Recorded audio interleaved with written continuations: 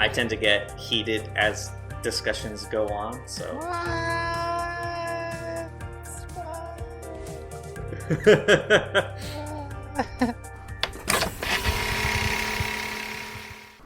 Welcome to Direct to Video.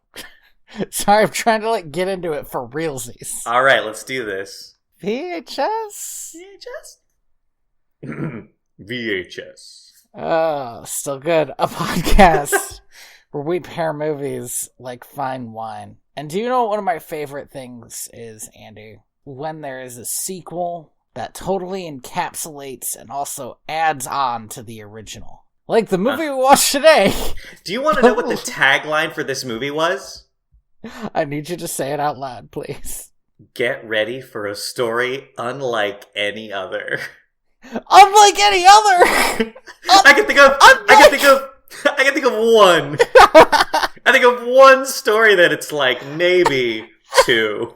Do you know my favorite realization? And I realized it immediately, but it still was it smacked me in the mouth. Mm-hmm.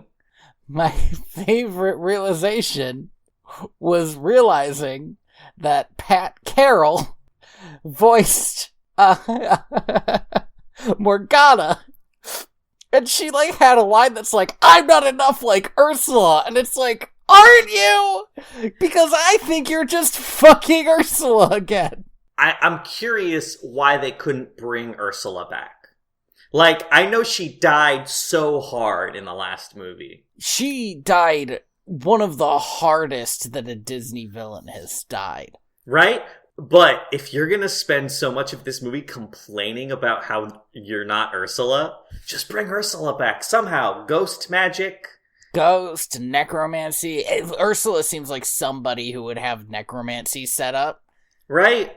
Get some Horcruxes in there. There's gotta be a way. Also, I wanted to get this out of the way because I actually did not make a note for it, but I thought it was worth noting. The existence of Morgana flies in the face of the semi-canon Ursula is Triton's sister. I mean, that wouldn't be a big deal if any of this movie were done well.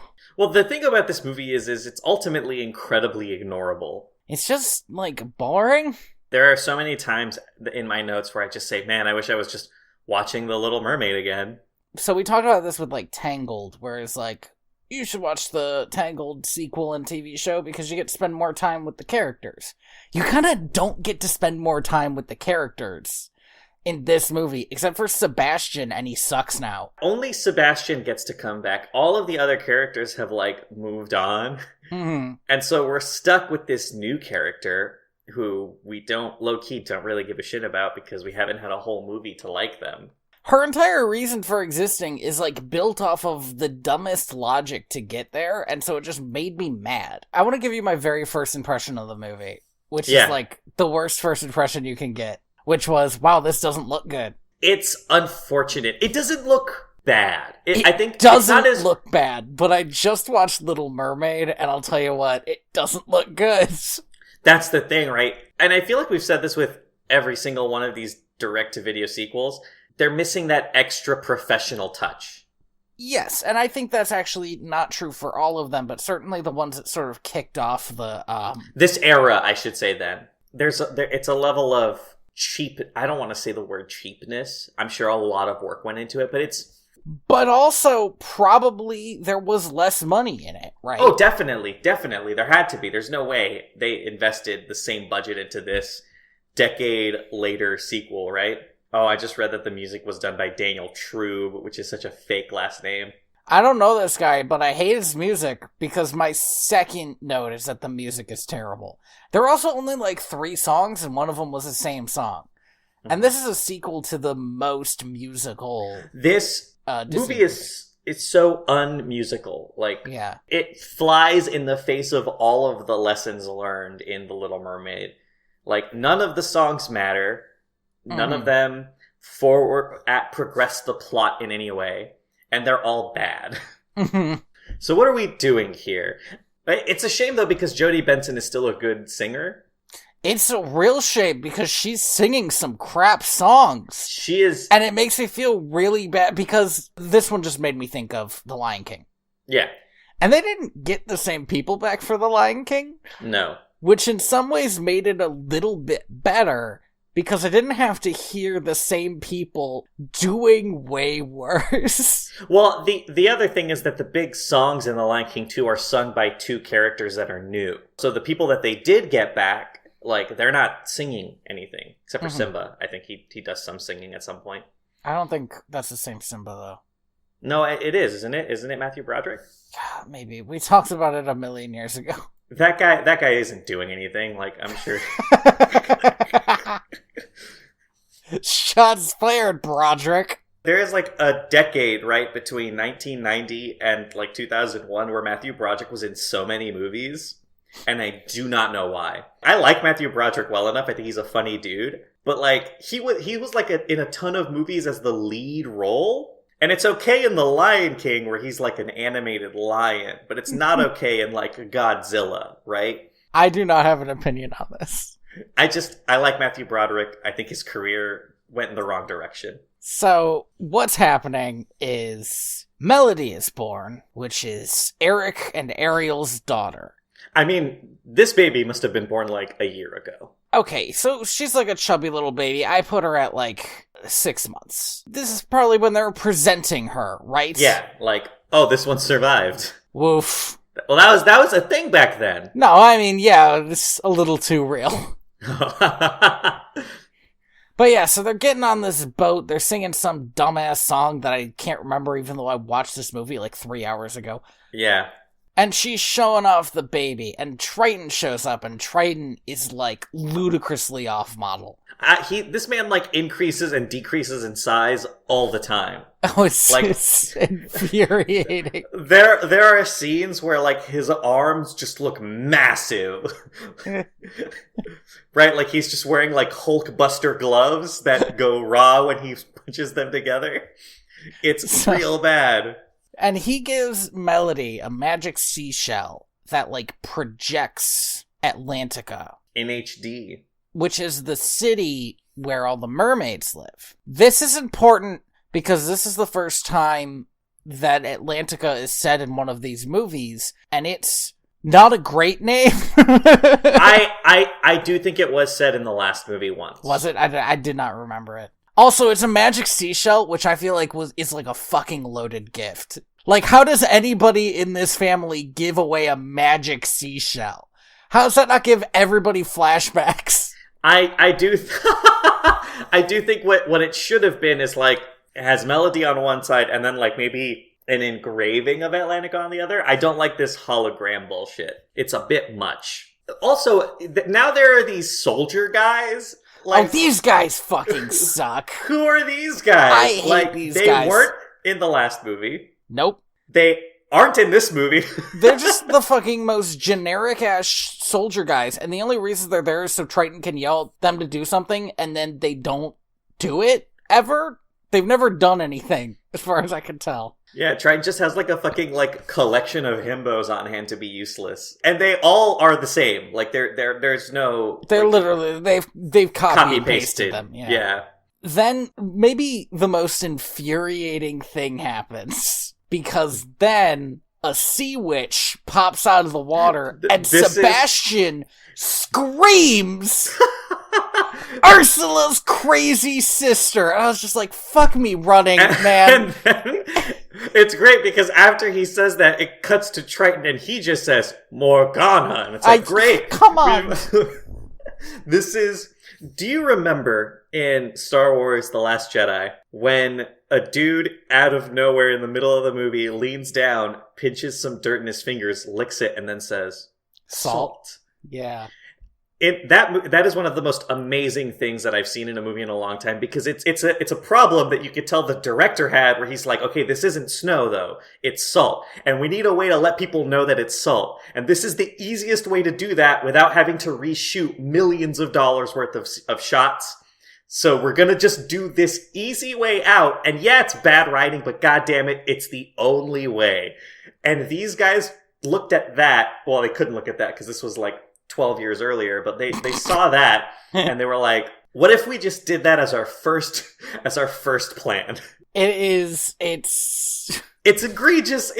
It makes me furious. For one thing, why do I need to know that Ursula's sister is, quote, crazy? Crazy. I know she's Ursula's sister, and that's enough.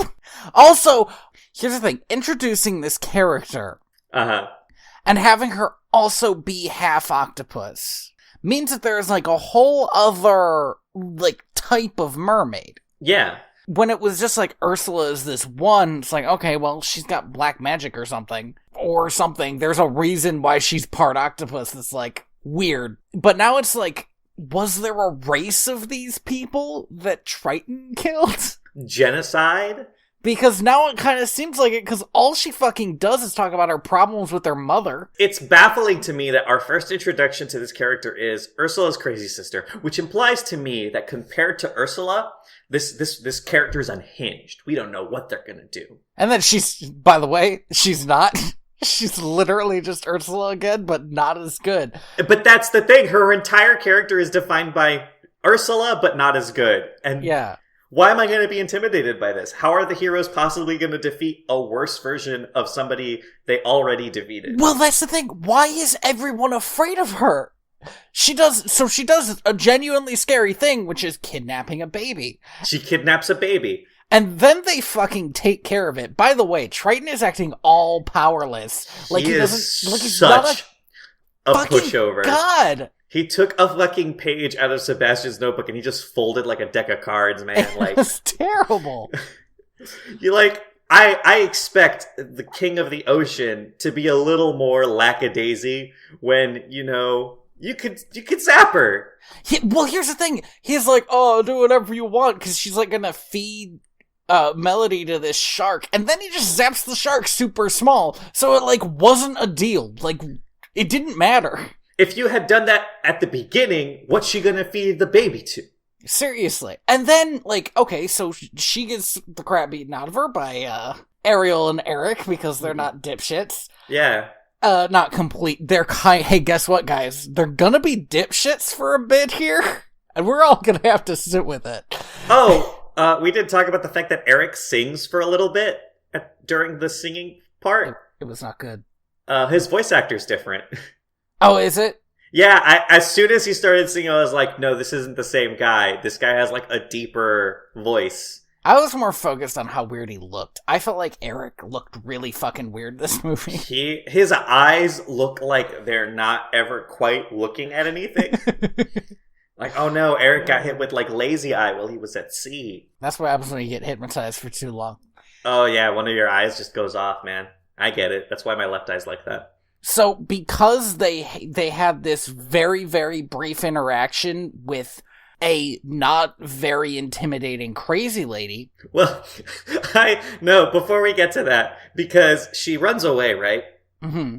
And Triton's all mad. He's all doing his mad Triton thing. He's like, find her! And then it smash cuts to him, like, talking to Ariel and Eric at the beach, and he's like, we can't find her. It's like, what the fuck?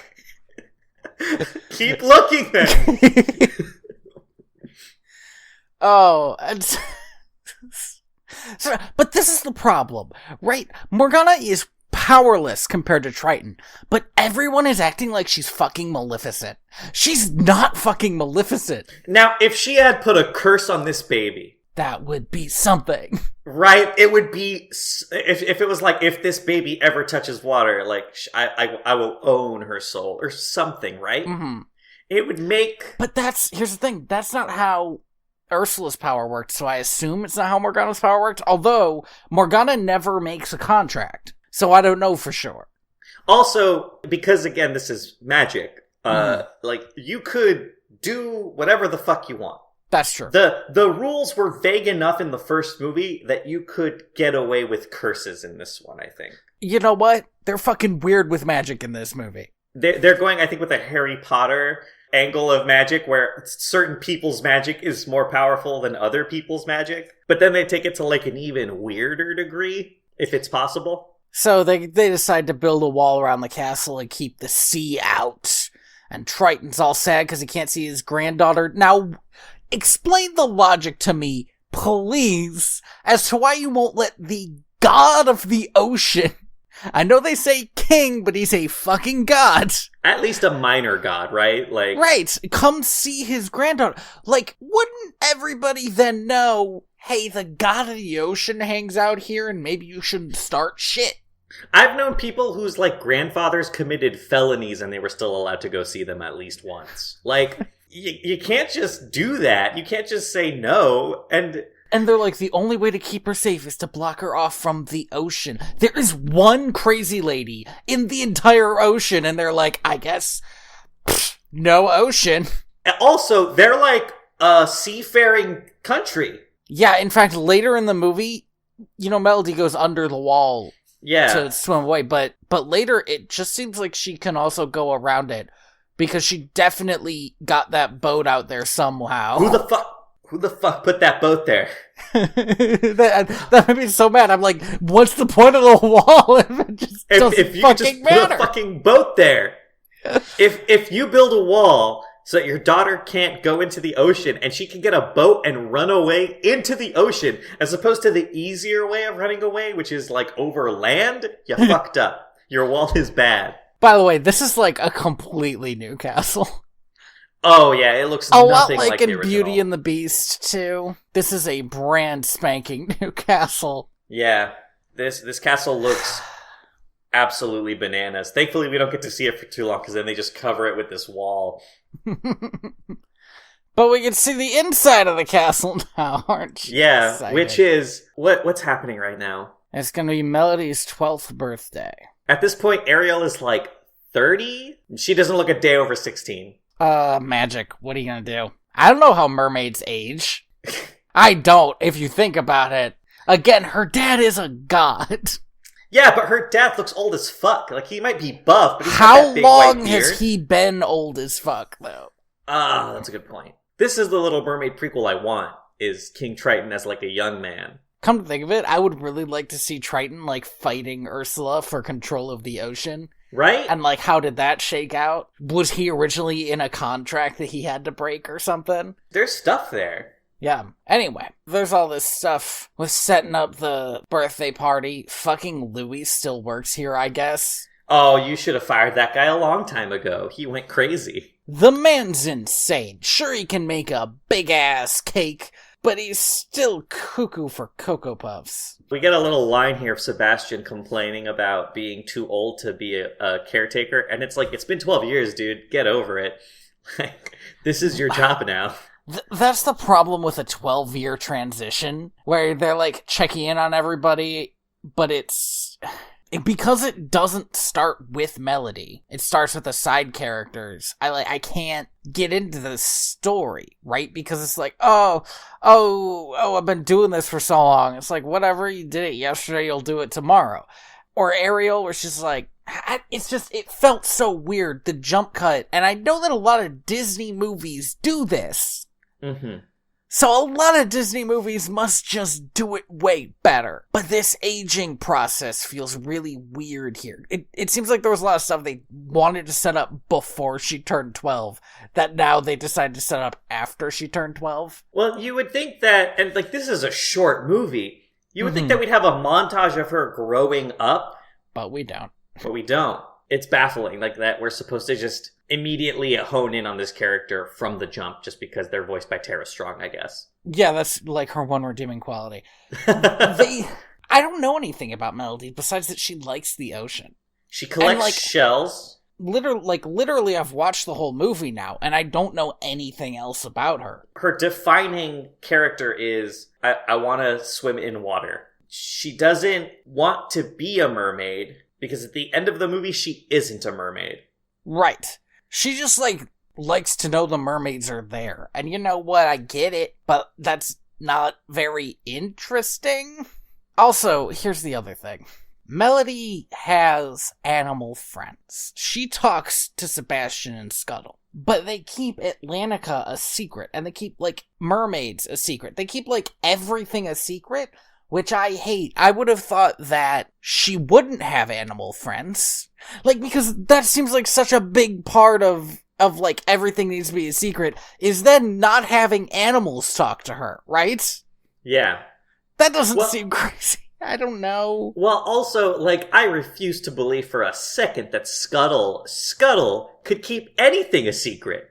Yeah, he For probably 12 mentions years. mermaids all the time. 12 years. You're telling me that this deranged seagull isn't gonna once accidentally mention that Ariel used to be a mermaid? That's actually a very excellent point. Also, this is like Buddy Hackett's last role, who voiced Scuttle before he passed away, and he deserved a better final film role than this.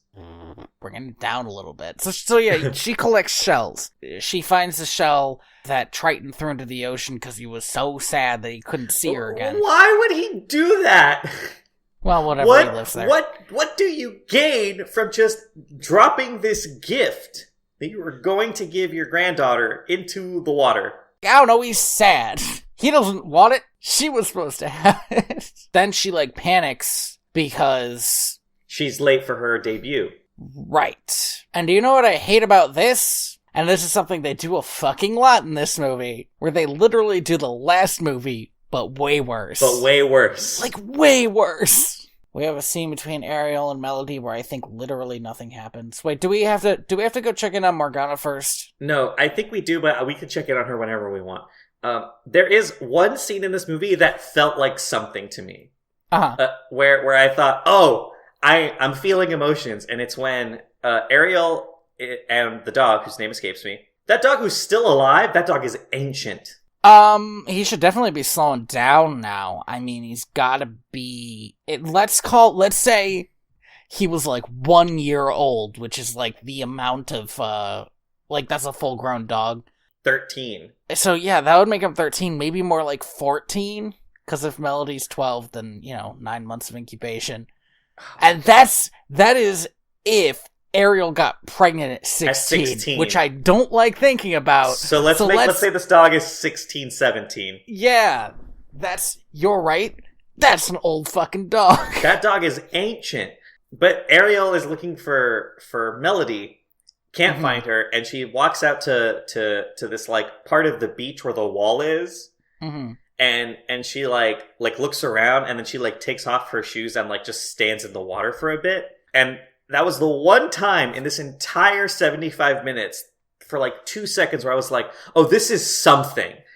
Here's a character who spent their whole life in the water and now no longer has access to it, and they're reminiscing, and we just never see that again. Yeah, but the thing about that was that I was just sitting here you didn't need to build the wall. Well, but that's the thing, right? Is there has to have been a better movie with this premise of, okay, we gotta build this big fuck all wall. And this is a massive wall. Did it have to be this big? Maybe it did because they couldn't tell people what it was for. And they're this defense. Is for invasions. And not, this is for the squid monster. The one squid monster. Literally the one who spent, I'm gonna jump to this, 12 years just trying to undo one bit of Triton's magic. Oh, that's right. And is literally the least scary thing. You can't spend 12 years in a movie. In this movie, she spends 12 years being a failure. That's unacceptable for a villain. I'm sorry. The one interesting thing I think about her is, and I can't remember the shark's name, but they have Undertow. Undertow. It's actually a decent name. It's a good name for a shark. They have a good back and forth. I like the shark. I like that they are they're more antagonistic toward each other than you usually see with a villain and a sidekick. They almost have a Jafar Yago energy. Well, except that Undertow is not afraid of Morgana, and that's also a problem. If Darth Vader walked into... I'm doing a lot of Star Wars references right now, but if Darth Vader walked into one of the movies and looked at the Emperor and was like, fuck you! What? I'm not gonna be scared of that old man. The cool character just told him to fuck off. God, wouldn't that be amazing? I'm just imagining the Emperor being surprised at that. It was wrinkly old face going, ah! What? You heard me. Fuck off. It'd be good. You're right. Melody and Ariel have this massive scene where nothing happens. Yeah, it's kind of a huge scene. There's a couple of things I wanted to hit in it. One, Sebastian freaks the fuck out on Melody because she's in the ocean. But he seems to be freaking out, not that she's in the ocean, but that Ariel will find out. Mm-hmm. And I just want to give a point of order about the characterization of Sebastian. And then it reminded me a lot of the frog in Princess and the Frog, where in that first, not Princess and the Frog, Swan Princess, sorry. Oh, okay, yeah. The frog in Swan Princess, where in the first movie he was like, okay, I understand this character, I get why we need, like, the one who's a little more nervous about stuff. And then the second movie, he was like, oh, so he's just a sleazeball who's afraid of everything. Sebastian's just kind of afraid? And I don't think Sebastian is supposed to be, like, a huge warrior. I think he is afraid of death by magic. Like, the thing that in the first movie Sebastian was always afraid of was, like, Triton blasting him to bits or fucking Ursula blasting him to bits. And everything else is like, I kind of got this. Yeah, Sebastian should be angry. He should be angry. We never get angry Sebastian in this movie, which is a real pity. He feels, this is a weird word for this, but I think it'll get it across. He feels like neutered. like he has no power anymore. He never had any power in any of his relationships, really. But people would listen to him enough to ignore him. He had status. And Melody does not even do that. Well, because why would she? To her, he's just a crab. He's just a crab that she, like, knows and likes, but it is not a representative of the king of the ocean or even her mother. Because she doesn't know that her mom knows him. No, Sebastian or Scuttle, I assume. It's bananas. Assume? It makes no sense. The other thing that really struck me in this scene is Eric is just a sitcom dad now. Oh, Eric is so absent as a father, it was infuriating. Who were we making fun of for being an absent dad recently? In a movie? There was another Disney sequel where a dad just is not there. Oh, it wasn't a Disney movie, it was fucking Swan Princess. Prince Derek. Fucking Derek. Well, they were both not there, to be fair. I'm assuming that just anyone named Eric or having the phrase Eric in their name, be it Derek or Eric, just bad dads. All of them. Yeah, he literally does the, like, opens the door like, it's me, the dad, like, studio applause. And Ariel's like, oh, we'll be, like, done in a minute. He's like, I've heard that before. Studio audience laughter. Ha! Music plays him off. Eric was such a character in the first movie, despite the fact that he didn't do much. He didn't do much, but, like, I knew about him. I knew what he was thinking, you know? When he did stuff, he fucking did shit, right? Like, he jumped into the water and threw a harpoon at a sea witch. Like, yeah, that's something. This doesn't even feel like the same character. So, yeah, Melody goes to this ball, and all the kids are, like, already being mean to her, and not like whispering behind her back mean, like openly making fun of her. She's the fucking princess, and everyone should be sucking up to her. Like, every single one of these kids could be on the chopping block tomorrow. Like, you cannot make fun of the princess like that.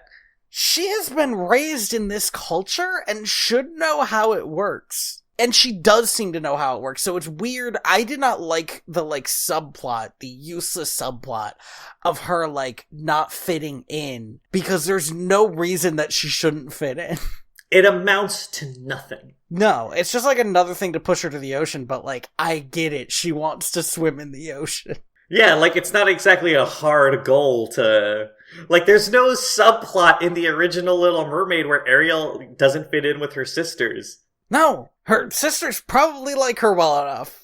They seem to like her just fine. We don't know them that well, but I think so. Also, not present in this movie, any of Ariel's sisters. Oh, that actually, part of the reason that infuriated me was because they really quick said, oh, nobody can take the Triton from the stand except for you and your blood. And I was like, that's still a lot of people. That's like at least 9 people. And what have her sisters been doing?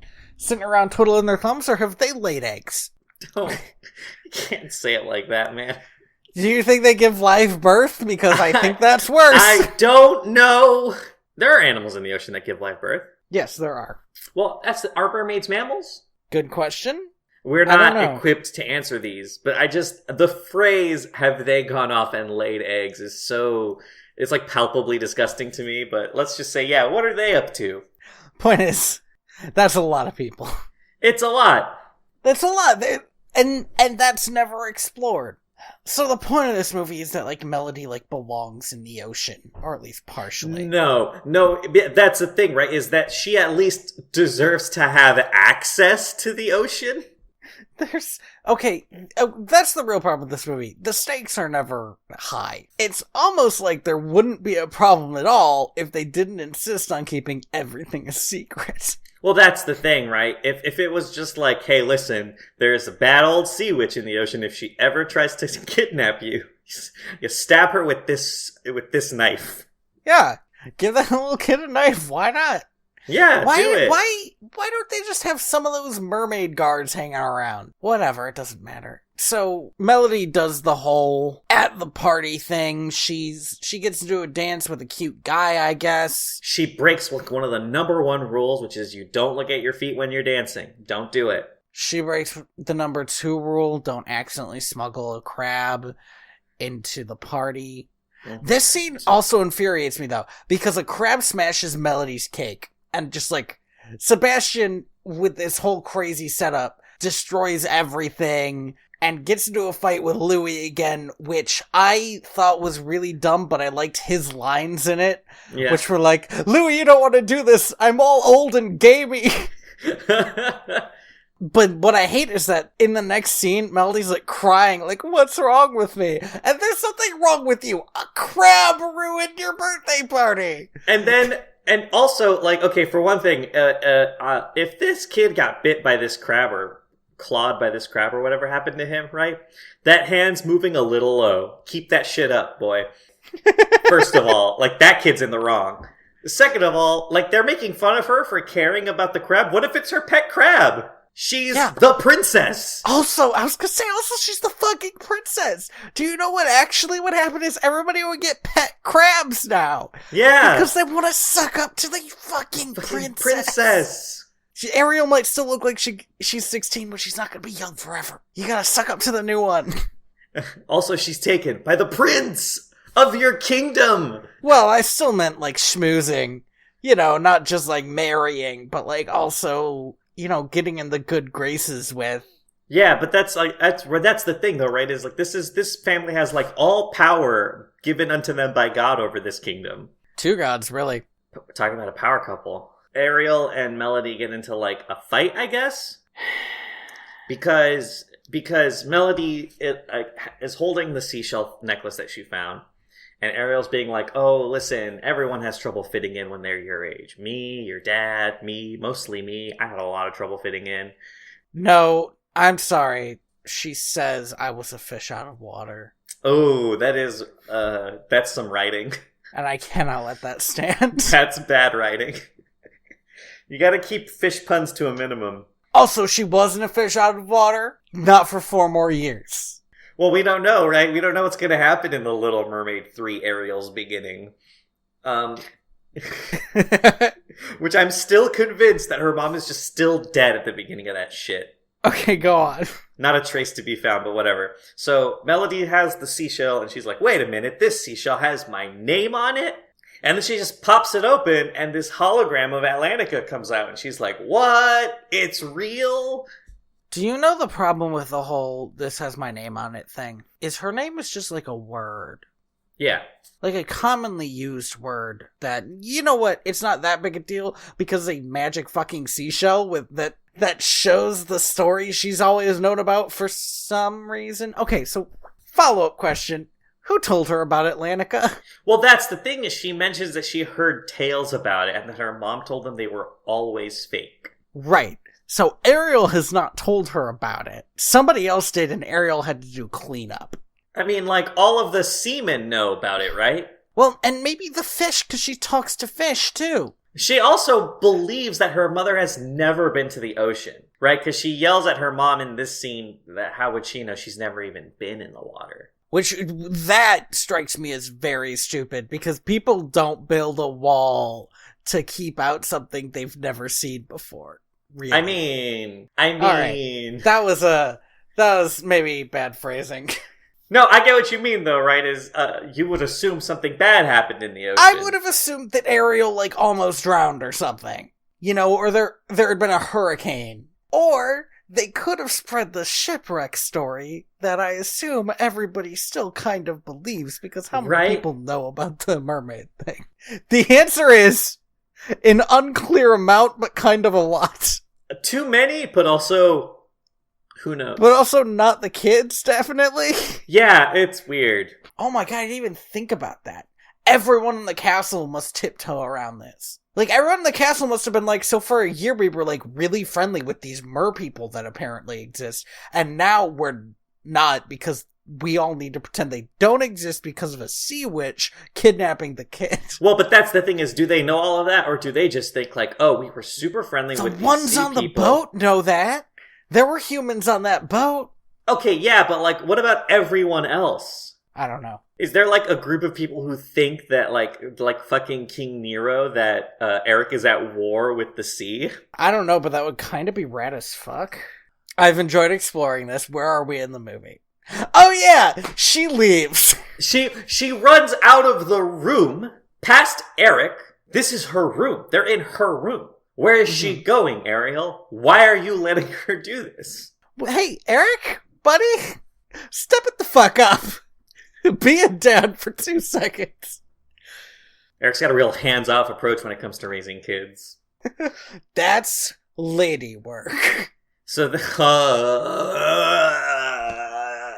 the voice of Prince Eric, I actually just found out, is the voice of Donatello from Teenage Mutant Ninja Turtles. So that's something, I guess. Eric always struck me more as a Leo. He also voiced Raphael. Closer, I guess. So now Melody does the thing that we talked about, which is some the fuck how ignores a wall. And gets a rowboat. Pushes it out to sea. And rows away. We didn't mention this, but it really annoyed me when I was watching it. Despite the fact that she apparently has lesser powers than Ursula, Morgana is spying on Melody 24/7. Yes. What Ursula needed to do that was magical eels, or at least eels whose eyes she could see through. Morgana has her own flotsam and jetsam in these 2 unnamed manta rays. Yes, but they are unnamed and never do or say anything, so... Well, they try to do something for about 20 seconds, and then that stops. They get defeated by Sebastian, which is... You know you're fucking low-level enemies. You're the real sidekicks. I guess we should check in on Morgana now. Over the course of the movie, like, it cuts back to her, but she's never doing anything important. She's always just complaining about her mom, about not being as good as Ursula, and... Undertow is complaining about being and about having a huge fucking picture of Ursula up in her personal lair. And it looks like a fucking headshot. Like, Ursula did a year of modeling, and Morgana got the picture from it. Yeah, it's weird. Undertow and Morgana are like, great, she's in the ocean. So Undertow goes to get Melody and bring her back to Morgana by saying she can tell you about Lanica on the shell. And here's, again, I'm gonna say this, there are no stakes. That's like, it's such a small thing that she wants. She could probably get it from any fish. Yeah. But she needs to go to a sea witch for some reason. So she goes to Morgana's sort of frozen lair. She just hops on over to Antarctica, I guess. What is the geography of this fucking scene? That's a very good question, because clearly they move out of the warm waters of wherever the hell Atlantica is. Yeah. To what definitely is Antarctica, because there are penguins. And I kind of like the look of her lair in about a third of the scenes that her lair is in, because some of them are just poorly drawn. It's some Fortress of Solitude shit. I can get behind that. It's some Fortress of Solitude shit, and if it made sense, that would be great. But, like, Melody took a rowboat with no food or water. She still needs water. Yeah, and also she's wearing, like, I don't even know what to describe this outfit as, but, like, I guess, like, a cosplay outfit for Aladdin. I was gonna say that. So she has these, like, big poofy-ass pants and just a vest with nothing else. It looks terrible. They look like pajamas. But it's her, like, swimming clothes, which is weird because those are the poofiest pants. You'd think they'd just slow her down. You'd think they would just drown her instantly. Point is, she's not dressed for the weather.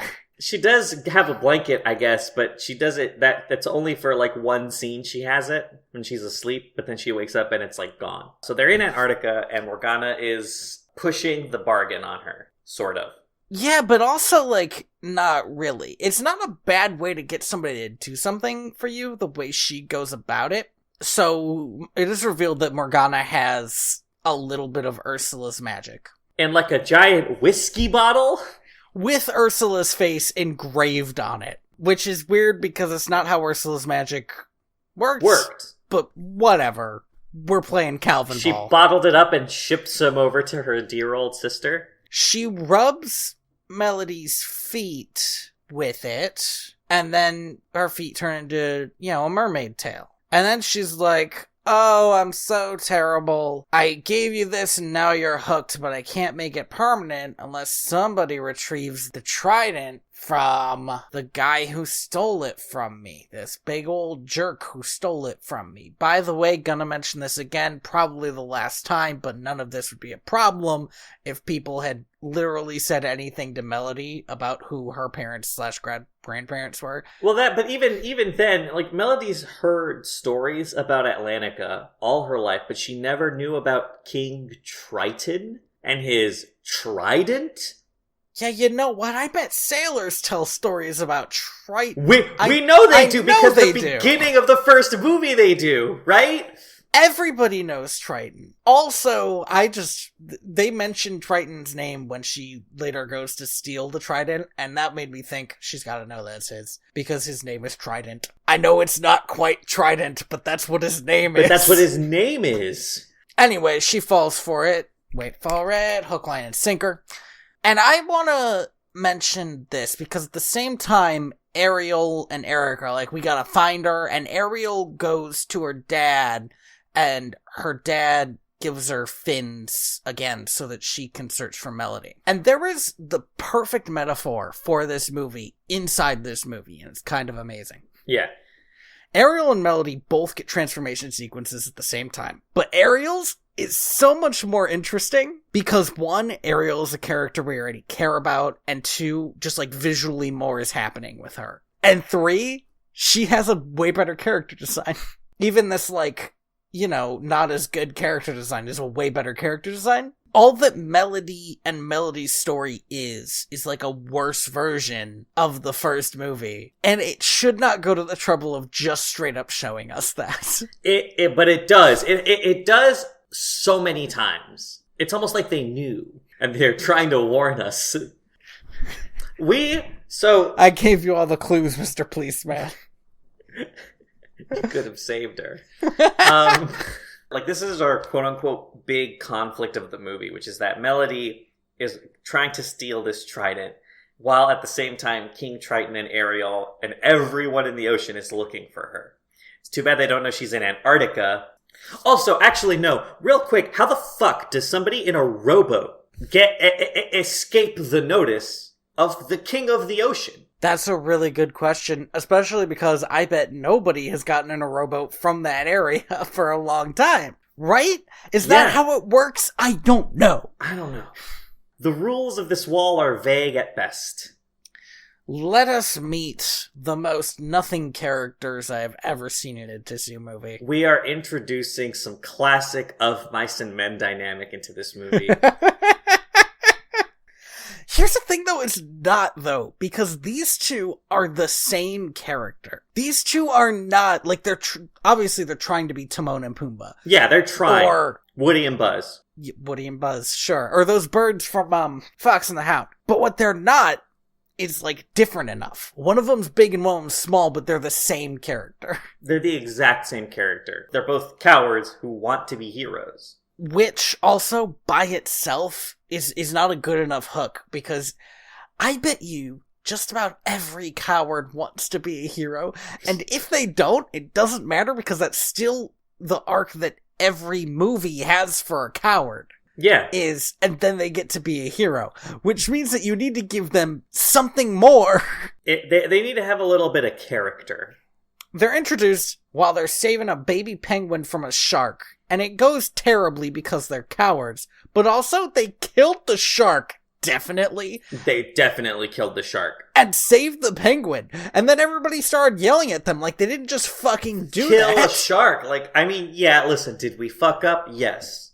Did a shark die? Also yes. And I feel like if we weigh outcome versus intent, that outcome is much heavier. Also, they called them more, they said more like zeros multiple times, and it made me so angry because you can't just rip off your own IP. You can't, and I know that these guys are the same guys that were working on that fucking show. It's such a bad look.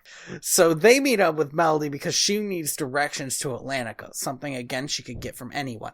Oh yeah, because she was given this like useless engraved map, and then she breaks it somehow, and she was riding a whale at the time, and I guess the whale didn't know how to get there somehow. Everybody needs to know how to get to Atlantica, right? Atlantica needs to be like Rome, right? All roads lead to Yes. It's gotta be like the only city. It's gotta be the biggest thing down there, and everybody should know about it. Whales migrate, he's definitely at least gone past Atlantica. And that would be a line, right, from a character of like a pod of whales, and a whale's like, well, we migrate past there all the time, but we're not into the big city stuff. Or whatever whales do. I guess they sing. They don't make foghorn. They don't make foghorn noises like steamboats. Yes, I think what you're thinking of is foghorns. Whales are just boats to me, but alive. Woof. I'm a known ocean hater, so let me rephrase that. I don't hate animals in the ocean. I think the ocean is like a beautiful ecosystem that needs to be preserved and saved and all that good stuff. I just never want to be in it. That's how I feel about the rainforest. Yeah, like who wants to die in the ocean or in the rainforest? It sounds awful. I think there should be way more rainforest. I don't want to go there. Yeah. No, I'm the same way. Also, I don't belong there. I'm like the last person who belongs in a rainforest is the person who grew up in the Southwest desert. Man, my notes are so barren here because it's so lame. There's a terrible song or whatever. There are two terrible songs, I think. No, I think it's just one really long. No, there are two terrible songs because the penguin and the walrus sing a song about themselves that they just have in their back pocket. Hey, they should not have gotten a song. No. These are not characters who deserve a song. I think they're trying, again, I think they're trying to do Hakuna Matata. But most of the time, sidekick characters don't get a song. Also, Hakuna Matata isn't about how awesome Timon and Pumbaa are. It's not. It's sung to Simba, really. They're trying to sell him on their way of life. But it's really about Simba, because he gets the reprise. He gets the ending of the song. Also, these characters are introduced way too late. And we don't spend nearly enough time on them to, like, sell me on them. No. So, like, they're supposed to be, like, friends now. And it's like, whatever, how long have you known each other? An hour? 2 hours? 8 days. I don't know the amount of time it takes to get to Atlantica. It's been 12 years. Could you imagine if just halfway into this movie, it's like, she's run away, find her, and then smash cut to 12 years later. Again? We still haven't found her. Ah, man, it wouldn't be good, but it'd be a movie, goddammit. Yeah, so long story short, she steals the trident. Oh, the second song... Wait, I'm jumping ahead anyway, sorry. Yeah, so there's a second song that she sings, I don't remember what it's about, but Ariel's singing it too. Like, they're both singing. Yes, that was a little earlier when they both get their transformation. She's singing about how, like, great being a fish is. Yeah. And Ariel is kind of also singing about that, but how she wants to share it with her daughter who she fucked up with so bad. Also, she's, like, hanging out in her teen closet that her dad kept, I guess. Which is mortifying, by the way. Like, all parents of teenagers, as soon as they move out, get rid of that shit. There's no reason to go there. No! She just is like, let me think about that one time. My dad got my old haunts. I mean, if the movie wanted to, there could be a reason, right? If it was like, oh, I'm at the place where my dad got super mad at me, and I remember how she felt, I remember how I felt in that moment, and maybe that's how she feels right now, right? But the movie doesn't give a shit about that. The movie's just like, hey, remember this? Damn, man. I just had a flashback. Have we had... Maybe it was a different movie where almost the same thing happens. Well, I feel like it's the story with all of these fucking, like, direct-to-video Disney sequels. Yeah. Is that there could be something there, but instead it's just not. an empty reference to the movie you'd rather be watching. Also what happens is somebody else has become a sitcom dad. King Triton? Nope. It's Flounder. Oh, Flounder! I forgot about this. I want to do a quick tally here, by the way. Okay, so we have, in order of appearance, Flounder, Sebastian, Undertow, the Walrus and the Penguin, Tip and Dash. That's Scuttle. a lot. Scuttle. That's 6 talking animals in one movie. That's too many goddamn talking animals in one movie. I mean, the biggest problem was that they felt the need to add so many more talking animals and not get rid of any of the old ones. Like, they did get rid of Flounder, but then they just bring him back, and he has aged terribly. He has a visible gut. He's massive. He has a comb-over? Which is just not fair. And he sounds like he's... fish. And he sounds like he's been smoking for 12 years. He has, like, 6 kids, and even though they go with him, this is the only scene they're in. They vanish. They fucking disappear. Like, they're in this movie long enough to sell some McDonald's toys, and that's it.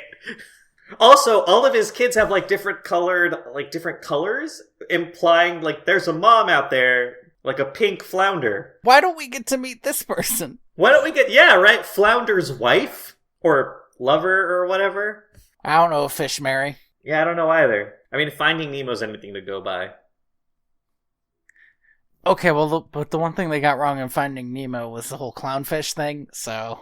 Okay, well then there you go. Then there's nothing to go by. Who does he look like? He looks like fucking According to Jim. He does. He does, Okay. But his character is more like the guy who was the best friend on According to Jim. Yeah. He's clearly a side character. Oh yeah, he's Alan from Home Improvement, right?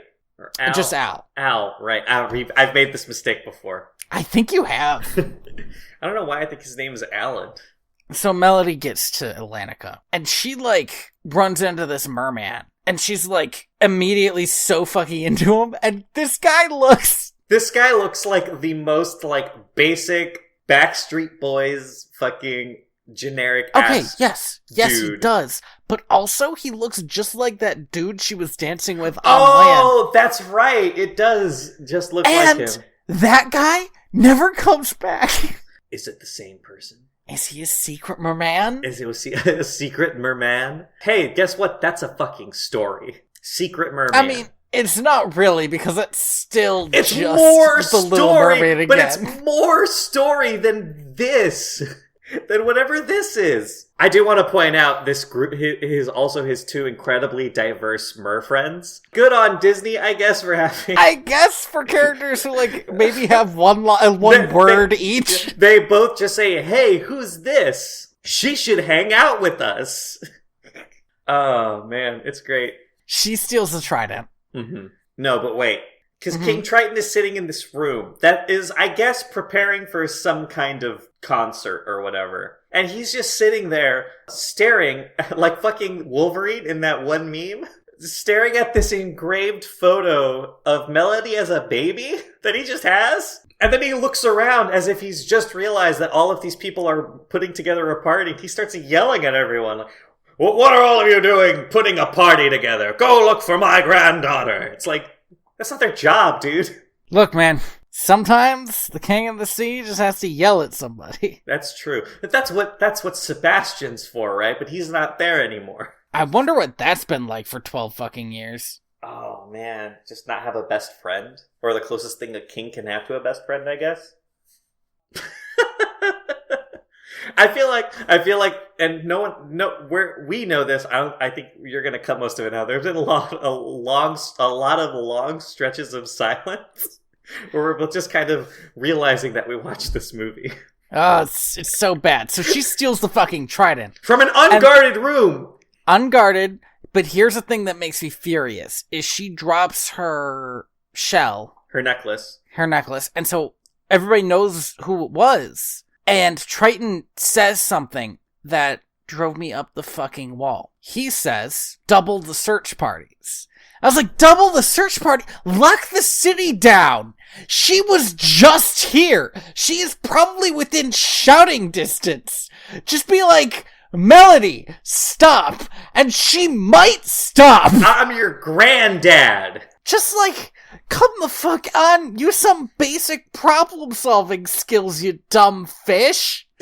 I'm not a big fan of seafood, but I no longer feel guilty about it.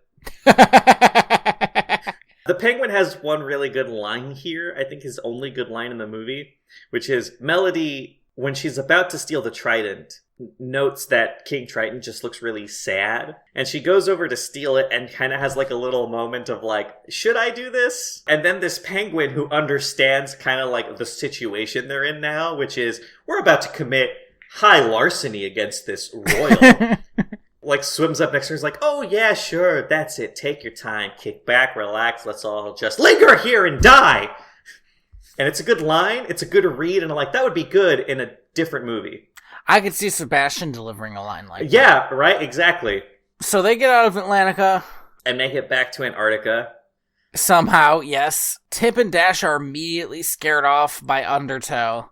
Oh, before this, as she's leaving Atlantica, she's being followed by the two manta rays, and Ariel sees them and is like, they look suspicious, and follows them. And just she and Flounder follow them. She doesn't send a search party after them or something. Doesn't she send Sebastian off to do something? No, Sebastian is with Triton, I think. Was it Scuttle then? That's not till later. Oh, okay. So then, yeah, it's her and Flounder, I guess.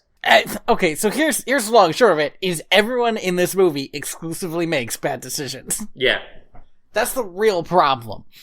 So, like, people say stuff like, oh, I don't like Melody as a character. Or, like, Melody is just, like, off-brand Ariel. And that's kind of true. That is true. But the problem is not Melody. It's the movie. Because I don't like any of these characters in this movie. Everyone constantly... and like you said, there's a perfect metaphor for this, I think, coming up soon. Everyone constantly is presented with two choices. The choice that makes sense and you should do, and the worst possible choice ever. Right. And they always take the second one. Yes, the worst possible choice ever. You know what? Let's just get into this. Because they end up in front of Morgana. Ariel does send Scuttle to get reinforcements. To get everyone. Yes, and she and Flounder go in after Melody. Ariel shows up with, like, fucking fins, and Melody's like, holy shit, what? And she's like, oh, I was trying to protect you, I wanted to tell you, and shit like this, and Morgana's like... She lied to you. Yeah, she lied to you, I guess your mom's kind of a bitch, huh? Anyway, give me the trident. And then she does? and it's like, you gotta step back a little bit here, Melody. I get that you're 12, you're about to hit that age where you're going to be the dumbest you'll ever be in your life. But you're not, like, it's your mom. How can you not trust your mom? Okay, so there's a level of betrayal here that I do understand. But there is a further level of, like, I don't know everything my mom's ever done. Yeah. And if one day I was under the sea and I met her as a fucking mermaid, this would not be the time to make rash decisions. Well, but that's the thing, right? Is conversation time. I also like listen. There are people out there who have shitty parents. That's not what I'm talking about here. But like, everyone needs to understand, even if you have amazing parents, that they're like, however old your parents were when they had you, they were a person up until that point, and you don't know that person, and you'll never know that person, and that's a weird thing to think about. Melody, for most of her life, assumed that her mom was a good mom. Why is this the thing that changes that? Why is this right now? Yeah. The only explanation I can give is, I bet the reason they made Melody 12 is so that it makes sense that she would make so many dumb choices. But on the other hand, I've known a lot of smart 12-year-olds. Well, but that's the thing, right? Like, listen, when I turned 13 and I was allowed to watch a PG-13 movie for the first time in my life. Okay, well. And I realized after watching one that There's nothing. It's arbitrary, right? Like, there are a lot of PG-13 movies that are just fucking nothing. They're very boring, and there's nothing to be excited about other than, I guess, if you're not teenager, you're not ready for somebody saying the word fuck once. And when I asked my parents why I wasn't allowed to watch these movies, they were like, oh, we just arbitrarily decided this. I didn't fucking run away into the ocean and betray them.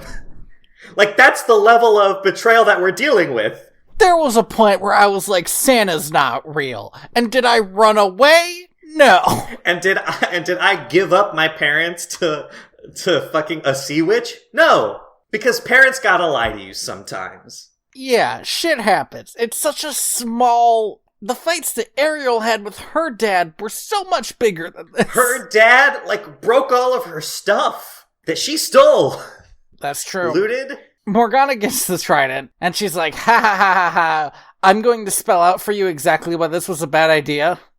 And she, like, spends some time telling Melody she made the wrong decision. I kinda do like that, though. I'm gonna list all the ways in which you are being incredibly stupid right now. It felt a little over the top to me, but whatever. Are you saying this is a bad movie? Yeah, weird. She throws Melody into a pit and freezes it over and is like, soon your fins will go away and you'll just fucking drown.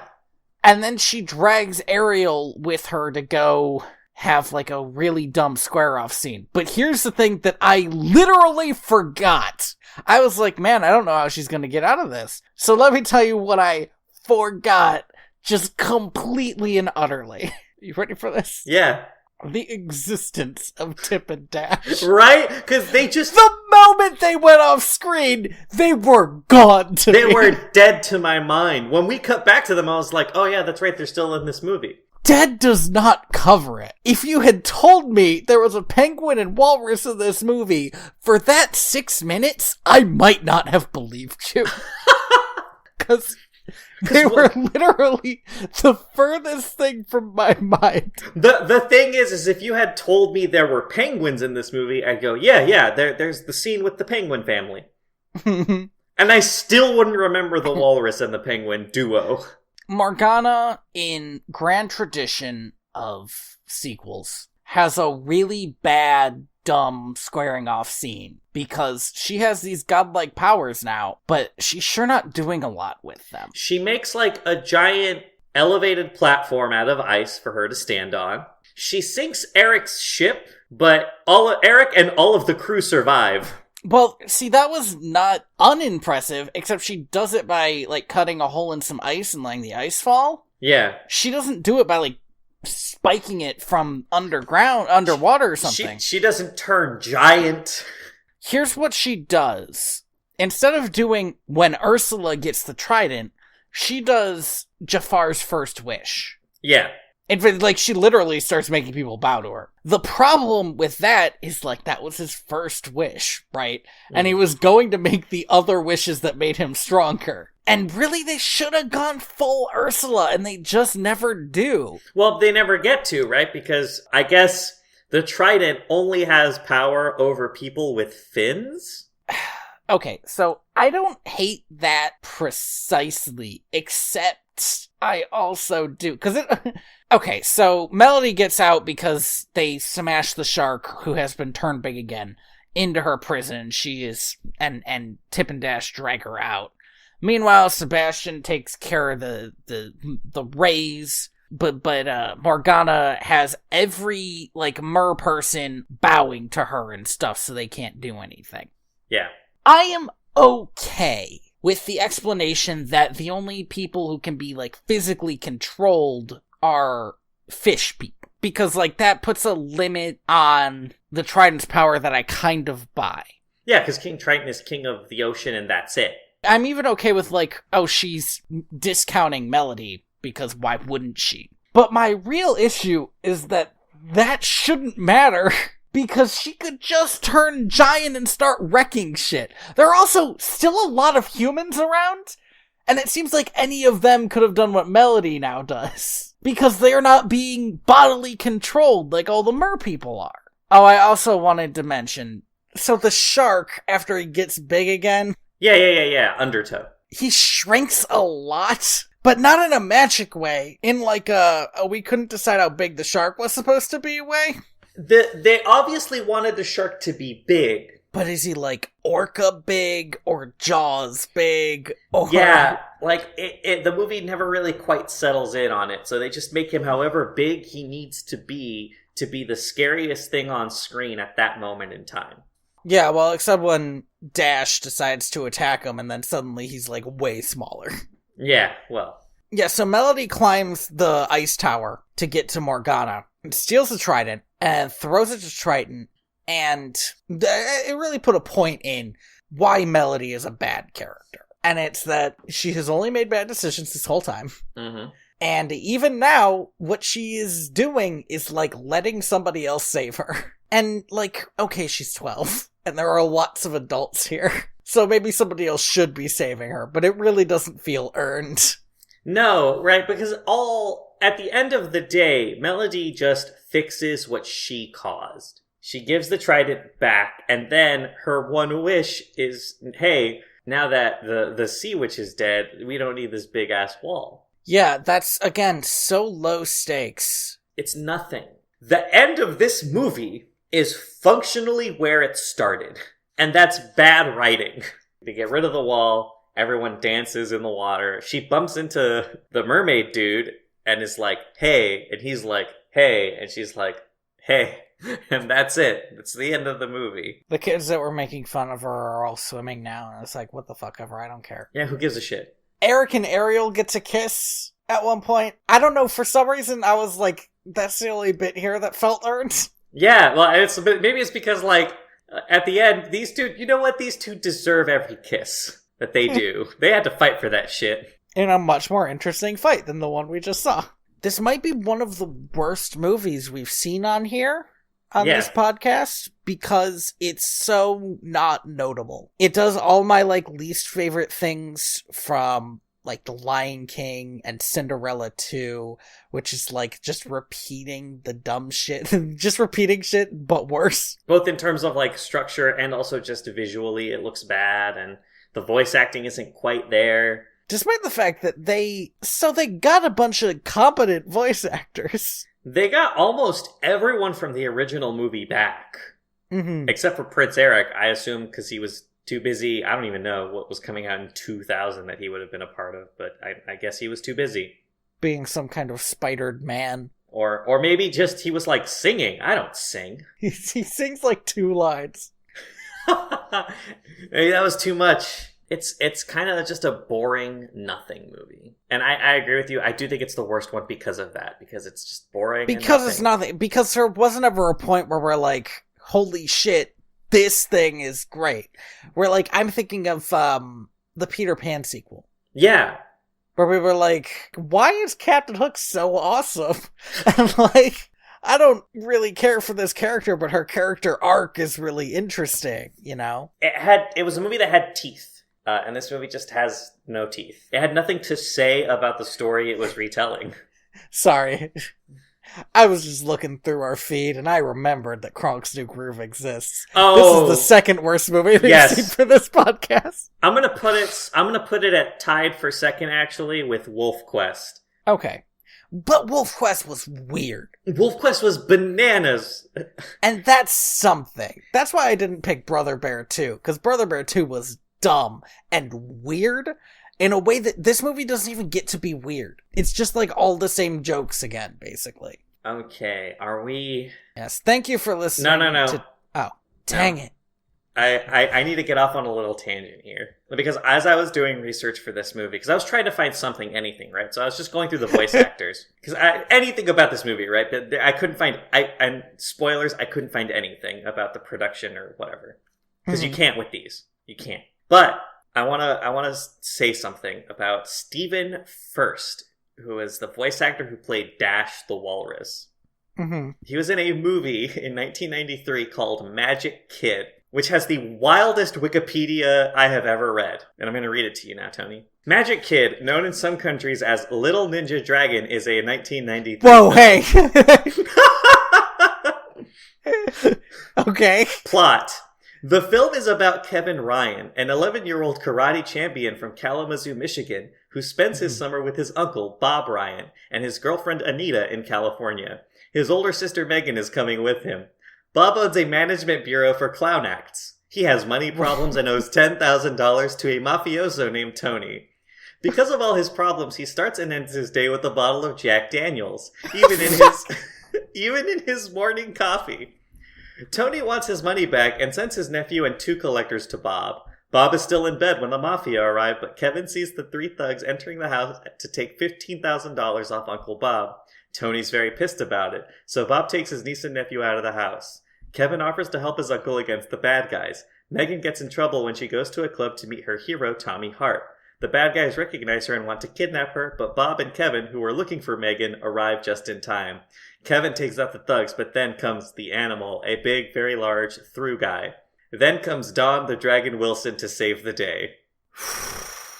So Stephen Furst played Bob Ryan in this movie. Hey Tony, did you know that in 1994 a sequel was made called Magic Kid 2? Magic Kid 2 is a 1994 film sequel of Magic Kid directed by Stephen Furst. So he went from starring to directing. Kevin Ryan is a film star named Ninja Boy. David Wadsworth is a film producer who expects big money from his new film starring Ninja Boy. Meanwhile, Kevin has to study to pass on the 10th grade, but he won't succeed if he keeps on starring in movies. Kevin's agent is his uncle Bob Ryan, who plays poker all day with his friends. Kevin is homeschooled by his tutor Suzanne, who wants Kevin to finish school. When Kevin visits Suzanne's home, he asks her daughter Maggie on a date. Maggie agrees, and soon Kevin falls in love with her. Meanwhile, Uncle Bob, who is concerned about the millions of dollars he will owe if Kevin breaks his movie contract, supports Kevin choosing the film. Kevin then runs away from home. David gives Uncle Bob 24 hours to find Kevin. Uncle Bob doesn't find him, and David sends Luthor after him. After a motorcycle chase, Bob gets arrested. Luthor bails him out and takes him back to his house. Then Uncle Bob finds Kevin's school book and goes to Suzanne. When Kevin returns from a date with Maggie, he hears that Uncle Bob and Suzanne had a long talk and both decided that Kevin must go to school first. That brings Uncle Bob in conflict with David, who makes plan to kill the Ninja Boy character. The Ninja Boy character. I have no idea what the fuck this is. Somebody made these Wikipedia articles. I assume it was the same person because of the prose. Godspeed, because one of these was edited last year. Sounds like they're pretty hot still. I don't understand. But Stephen Furst, apparently. That was the craziest thing I found in this movie. That might need to be an end plate. The whole thing? Yeah, just like there's gonna be like a 5-minute end plate of you just reading these Wikipedia articles.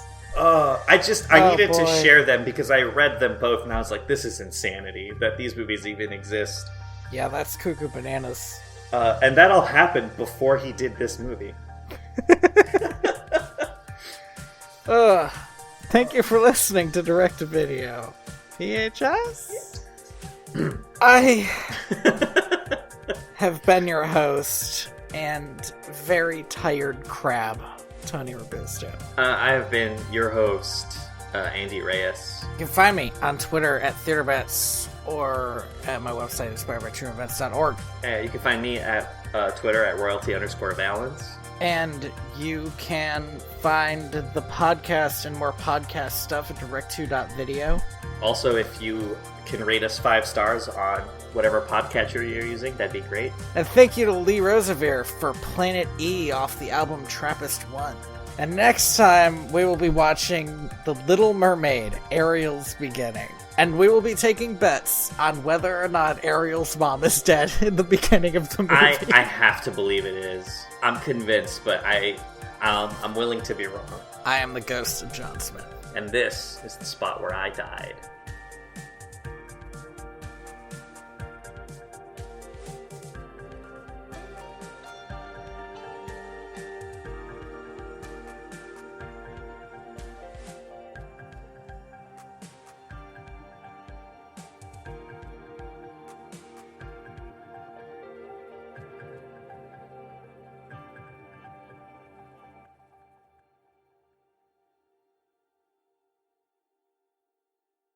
Is there anything else? How did you... Actually, there is something else. How did you feel about the cover of Part of Your World that's at the end of this movie for no explicable reason? Oh, Andy, I did not stay through the credits. Oh, I didn't realize that happened. Okay, cool. It's not great. I didn't like it. It's taken out of context, it turns out that the impact and emotion of that song doesn't really carry through. Woof. Could you imagine? The cover, it's a decent cover. It's Jodie Benson. She's doing amazing. It's just, why is it at the end of this movie? I can probably guess why. And it's probably so that there was a single that went with this movie that they knew that people would like if they put it on the radio. You know, sort of like how at the end of Mulan, there is an NSYNC song.